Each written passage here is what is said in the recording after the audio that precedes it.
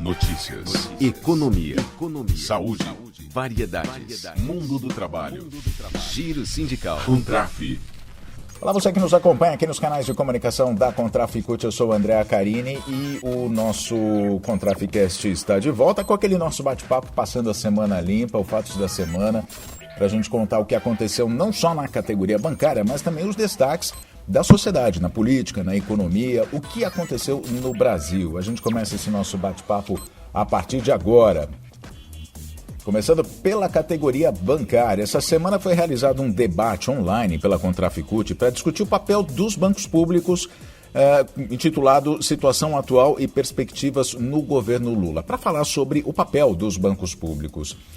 Todos os participantes foram enfáticos ao afirmar que durante o governo Bolsonaro os bancos públicos abandonaram a sua responsabilidade de contribuir com o desenvolvimento econômico e social do país, desconsiderando inclusive a necessidade de equilibrar o desenvolvimento regional e socioeconômico, porque passaram a atuar como bancos privados. Para quê? Para obter lucros de forma rápida. O debate tratou inclusive sobre a intenção de privatizar os bancos, né?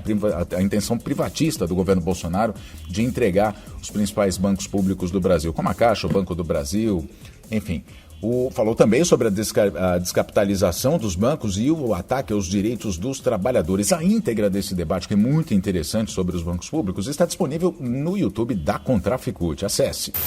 E uma luta que não para, né? Mais uma vez foi retirado da pauta da Câmara dos Deputados o PL 817 de 2022. Semana passada, a articulação dos parlamentares que defendem os direitos dos trabalhadores já tinha surtido resultado. Na comissão, na semana passada, havia sido retirado de pauta, agora essa semana novamente. O Kim Kataguiri, deputado federal, que é autor do projeto, quer que os meios eletrônicos de pagamentos bancários sejam considerados como serviços essenciais. E isso fere o direito à greve para a categoria bancária. Bancárias e bancários e suas entidades de representação sindical, os sindicatos de bancários, promoveram na manhã da quarta-feira um grande tuitaço, lotando as redes com a hashtag Greve é Direito, o que fez com que o tema fosse um dos assuntos mais comentados, inclusive na rede social, naquele dia, na quarta-feira. Ainda sobre os bancos, Vitória. Funcionários do BNDES aprovaram a renovação do acordo coletivo que prevê 8% de reajuste nos salários. Esse aumento é retroativo a setembro, mais um aumento real de 0,5% no ano que vem junto com o INPC. Então, os funcionários do sistema BNDES, que inclui, além do banco, as subsidiárias BNDES Par e Finame, eles aprovaram nas assembleias que foram realizadas no início da semana, no dia 12, por votação online, a proposta de acordo coletivo de trabalho, o ACT, dos trabalhadores do BNDES, com 1.054 votos, 56% do total. O vice-presidente da Contraficute, Vinícius Assunção, participou de todas as conversas com o BNDES, diz que foi uma vitória importante numa negociação que foi longa e muito difícil e que exigiu grande participação dos trabalhadores e um empenho das entidades de representação. E agora a gente passa a limpa a semana no Brasil, a começar pelo lançamento do Tribunal Superior Eleitoral, do TSE, que foi inclusive destaque no portal da Contraficute. É uma cartilha que acaba reposicionando a gente em relação à forma que a gente fala a nossa língua, que, acredite, tem muitos termos que são racistas, é isso mesmo, termos que são racistas. Tem termos homofóbicos também, tem termos machistas, mas o que a gente vai conversar aqui agora, que a gente vai falar, é justamente sobre os termos racistas. A cartilha Expressões Racistas, por que evitá-las? Traz uma lista de 40 termos e expressões que não devem ser usadas por nós na linguagem cotidiana ou na linguagem formal, porque tem teor racista e ofensivo. Essa publicação foi produzida pela Comissão de Promoção de Igualdade Racial do TSE, instituída em março para combater o preconceito racial na Justiça Eleitoral. Então a gente vai direto ao ponto aqui com algumas das expressões que são consideradas racistas. Por exemplo, a coisa tá preta, cabelo ruim, cor de pele, criado mudo, crioulo, da cor do pecado, o termo denegrir, né, que muita gente usa sem ter a noção de que isso é racista. Dia de branco, quando você vai se referir ao dia que você vai trabalhar, você fala, hoje é dia de branco, isso é um termo racista também, além de escravo, estampa étnica, feito nas coxas, que é um termo que remete ao período de escravidão no Brasil. O que mais? Humor negro, inveja branca, macumbeiro, magia negra, mulata tipo exportação, inclusive, além de serviço de preto, preto de alma branca, tudo isso são termos que estão na cartilha. A cartilha Brasília está inclusive disponível no portal da Contraficute, lá na matéria você vai ver, pode acessar, é muito interessante esse trabalho.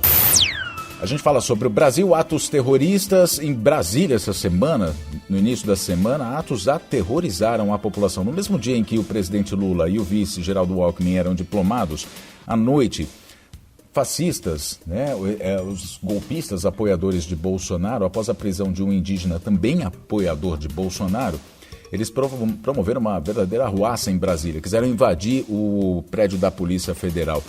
Houve arruaça, houve tentativa de jogar um ônibus, inclusive de um viaduto, nas proximidades da rodoviária. Quem conhece Brasília sabe que ali é um local muito movimentado, acabou atrapalhando a volta para casa de um monte de gente que vai até a rodoviária para pegar o transporte coletivo para as cidades do plano piloto, para voltar para casa. A Contraficute repudiou esses atos, pediu apuração dos responsáveis e punição exemplar para esses atos. O Alexandre de Moraes, ministro do STF e do TSE, presidente do TSE também, ele inclusive cancelou o registro de caçadores, atiradores e colecionadores de armas, os famosos CACs, e a Polícia Federal acabou apreendendo 11 armas. Foram expedidos 80 mandatos de busca e apreensão em todo o país. Na diplomação, Alexandre de Moraes já havia dito, inclusive, que os responsáveis seriam punidos, os responsáveis por esses atos golpistas, que estão na frente dos quartéis até hoje, desde o dia 30 de outubro. Ele já expediu, então, esses mandatos de busca e apreensão. Bolsonaristas no Espírito Santo, incluindo um deputado estadual e um radialista, foram presos. Ainda sobre política, posse de Lula está organizada, está marcada. Cerca de 350 mil pessoas são aguardadas na capital federal. A gente está falando sobre isso. Vai voltar a falar sobre isso também na próxima edição, obviamente, mas a gente está falando isso para você já começar a se preparar para organizar a sua caravana, se é que já não organizou, né? O que acontece é o seguinte, é que o grupo de transição, junto com o movimento sindical em Brasília, lá no Distrito Federal, está criando um sistema para monitorar, para auxiliar, para assessorar essas caravanas. Então tem o site gabinetedetransição.com.br, você pode acessar esse site e ir lá em informações, categorias, é esse o título, informações, categorias. Está lá no menu superior, é o último tópico, você acessa porque ali tem informações muito relevantes para você poder organizar a sua caravana, do seu sindicato, enfim, da sua associação, e é muito importante que cada caravana esteja cadastrada. Para quê? Para que o pessoal possa ter um controle sobre essas caravanas. Isso para evitar gente mal intencionada, para poder recepcionar essas pessoas em Brasília, encaminhá-las para os alojamentos, inclusive, poder monitorar para saber aonde elas estão, se não sofreram nenhum tipo de violência. Então é muito importante. Acesse e cadastre o seu grupo. Não é necessário um cadastro individual, a não ser que você vá sozinho, não é? Mas você está organizando um grupo, faça o seu cadastro com as informações de quem vai. O grupo de transição do governo tem articulado, então, com os sindicatos e com os movimentos sociais, essa participação dos grupos de diversas partes do país. Por isso é que foi necessário pensar nesse esquema especial para receber e garantir a segurança dessas pessoas. E o primeiro passo foi justamente esse, elaborar esse sistema de cadastramento para que as pessoas possam ser recepcionadas em Brasília e acolhidas em alojamentos, protegidas, como eu disse. Ainda sobre a posse de Lula, 17 chefes de Estado, incluindo chefes de Estado da Alemanha, Espanha, Portugal, já confirmaram presença no dia 1º de janeiro de 2023 em Brasília. Os Estados Unidos já reservou 80% de um hotel, mas ainda não confirmou quem é que vai ser o representante. Será que vem Biden? Fala-se em Kamala Harris, que é a vice-presidente dos Estados Unidos. Mas ainda sobre política, a PEC da transição fica para a semana que vem. O deputado Arthur Lira, que é presidente da Câmara dos Deputados, quer o resultado do julgamento do orçamento secreto antes, que até agora está em 5-4 no Superior Tribunal Federal, no STF. A gente fala também sobre Copa do Mundo, ao mesmo tempo em que a Copa de 2022 no Catar trouxe aos olhos do planeta a realidade de violação de direitos humanos, nesse país que é sede da Copa, no Catar. Violações que vão de agressões a perseguições a jornalistas, mulheres, até a morte de milhares, quase 7 mil trabalhadores na construção dos estádios. A mobilização em defesa traz também, além de tudo isso, a mobilização em defesa de um jogador de um time iraniano que tem chamado a atenção da comunidade internacional. Ele não faz parte da seleção iraniana, mas o Amir Naz Azadani, de 26 anos, que é jogador do Irã Javan, foi condenado à morte e pode ser enforcado por ter participado de protestos pelos direitos das mulheres no Irã. Esses protestos começaram depois da morte de Mahsa Amini, de 22 anos, que foi presa e morta pela polícia do país por não estar com os cabelos cobertos por completo, como rezam os costumes do país. Essa onda de protestos contra o regime autoritário do Irã tem levado personalidades internacionais, inclusive, a protestar. Atrizes de renome, inclusive, divulgaram imagens próprias delas, cortando os cabelos e se tornando símbolos de protesto e solidariedade às mulheres. No Irã, você deve ter visto isso nas redes sociais, as mulheres em protesto e em solidariedade a Mahsa Amini, de 22 anos, a iraniana, que foi morta, elas cortando os cabelos nas redes sociais. Existe um sindicato internacional dos jogadores de futebol, o FIFPro, né? Ele publicou uma petição online nos últimos dias. Até amanhã desta sexta-feira já eram mais de 320 mil assinaturas, né?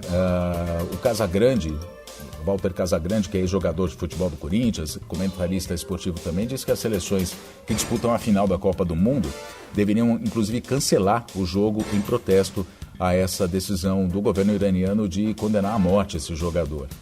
E uma última notícia aqui no nosso Fatos da Semana: já tem caminhão de mudança no Palácio do Planalto, é isso mesmo, já tem caminhão de mudança no Palácio do Planalto. Faltam 15 dias apenas para o fim do governo Bolsonaro. A gente termina essa edição aqui. Muito obrigado pela sua companhia, a gente se fala na próxima. Até lá!